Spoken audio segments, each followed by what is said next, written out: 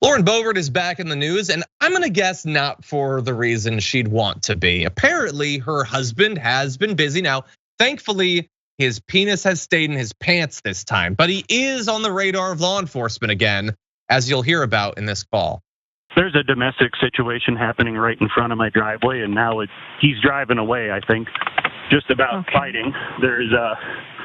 It's bad. It's Lauren Boebert's jackass husband, Jayson. He's running over my mailbox right now.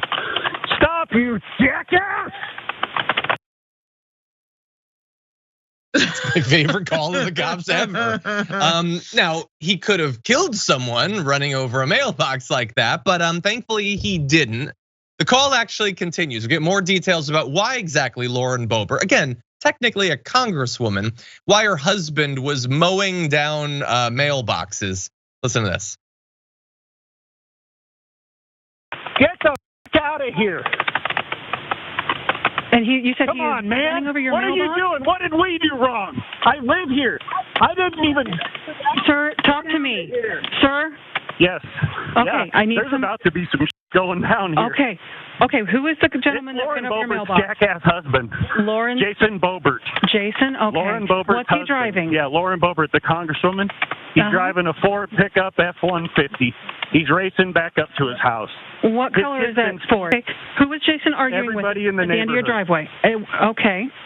So is his wife there, or is he Strong just? is at the end of my driveway. My wife is here. I'm here. My neighbor's here.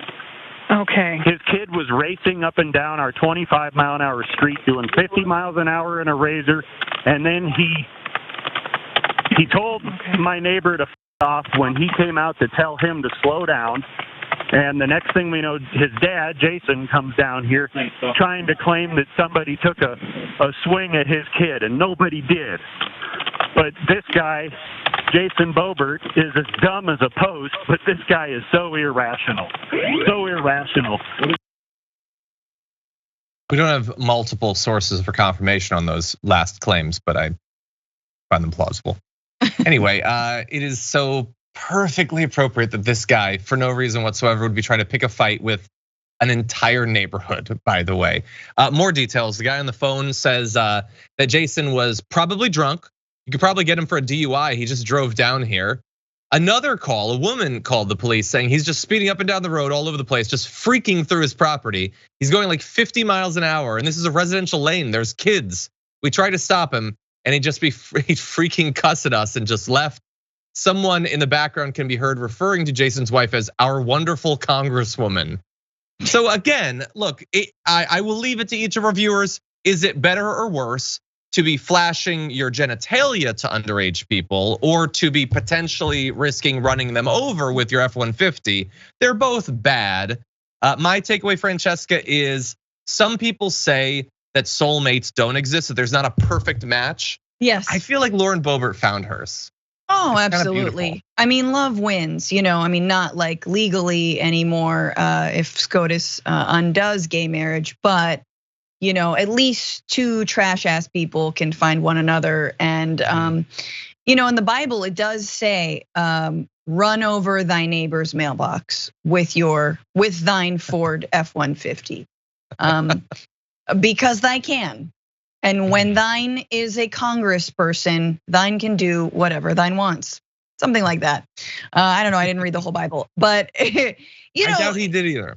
It's just so perfect, because you're like, it's emblematic of the fact that people in their own district don't even like her and don't like the family. And they can't even, if you can't even get your neighbors on your side, we're not talking like greater, like this is not a few streets away. This is down the block a little bit.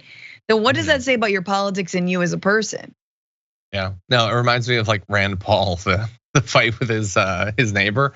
Like, you got to take care of your home life first. But no, this is who they are. And by the way, I'm not saying that like you can't be a little bit interesting or quirky or a little bit messy, but they just repeatedly have run-ins with the law. Like, and they have money, by the way. It's not like they're driven to desperation or something.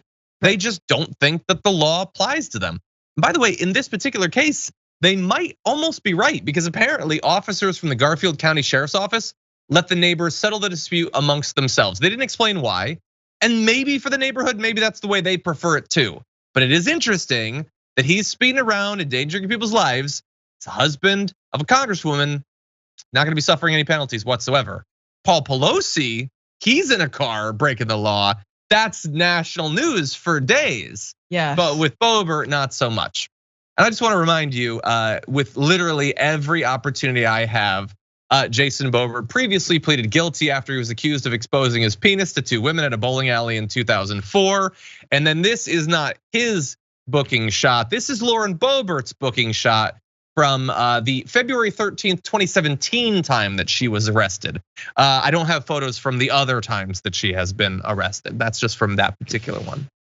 So, I mean, look, if there were, we talked about AOC earlier in the show. If there were mugshots of AOC, we would be seeing them every single day, right? Which is why it is important for us to put up those mugshots of Lauren Boebert, because they want you to think that a video of her in college dancing around for like, school spirit is the equivalent of being arrested and booked. Like, come 100%. on, you gonna play this game?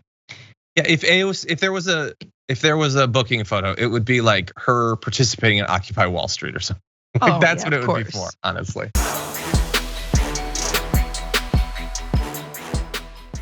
Check out the Damage Report podcast each day, wherever you get your podcasts, whether Pocket Casts or Stitcher or iTunes.